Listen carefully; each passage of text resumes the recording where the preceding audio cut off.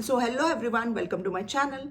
So today we will be talking about the uses of would in English language, or how are the different ways that we can use would in English. Okay, so let's just get started. The first way or the first usage of would in English is would is used to frame a question. So just like we use the other auxiliaries like do, does or did to make a question, you can also use would. So basically, if you want to ask a polite question, so instead of this do, does or did, you can use would. Like, would you like to have a cup of tea? Would you like to come with me? All these are like polite questions. So when a question of that sort is being asked, your answer will be yes, I would, or no, I wouldn't. All right. Would and would not can also be used as question tags. So I hope you are aware about what question tags are. If you're not, we'll make a separate video on question tag. So basically a question tag is, if a sentence is positive, you will attach a negative tag to it. If your sentence is negative, you will attach a positive tag to it. Like she would be of no help. Would she? She wouldn't be of great help. Would she? So she wouldn't be of great help is a negative sentence. So we add a question tag positive. Would she? So they would enjoy this. Wouldn't they? They would enjoy this. Wouldn't they?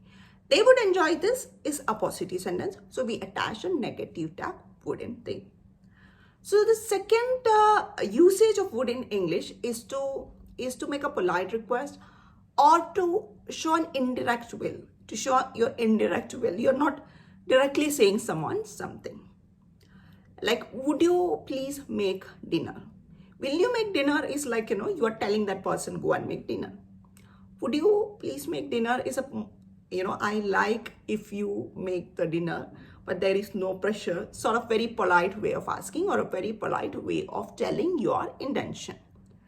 So the difference between will you make dinner or would you make dinner is like will you make dinner. So will is used to express a more direct will. The direct way of telling something, and would is an indirect way of telling someone about something. The next usage of would in English is would is used in conditional clauses. And what are these conditional clauses? Conditional clauses are highly imaginary sentences. Like if you want to talk about something that you wish, but it is highly unlikely to happen, very imaginary, your wildest dreams and all, you will use conditional clause. And these conditional clause have two parts. It has the if clause and the main clause. And would is used in the main clause. Okay. So a conditional clause sentence looks somewhat like this. If we had reached earlier, comma, we would have met Lucy. If we had reached earlier, we would have met Lucy. This part of the sentence where if is coming, we call it if clause, and the part of the sentence where that would comes is the main clause of this conditional clause. So that is a third way of using would in English. So the fourth way that we use would in English is to represent a habitual action of the past. Habitual action is something that you do every day. And if you want to talk about a present habitual action or present habit, you will use simple present tense. And what about the past habitual action? Past habitual action, you can use would to represent them. If you want to say like, when I was young, I used to do this thing, that thing and all. Or when a few years back, it was my habit. And if you want to say something of that sort, you can use would. When I was a kid, I had a friend with whom I would play cricket every day. So every day he used to play cricket when he was young. So that was a habitual action, but that is in present, and we used would to represent that. Okay.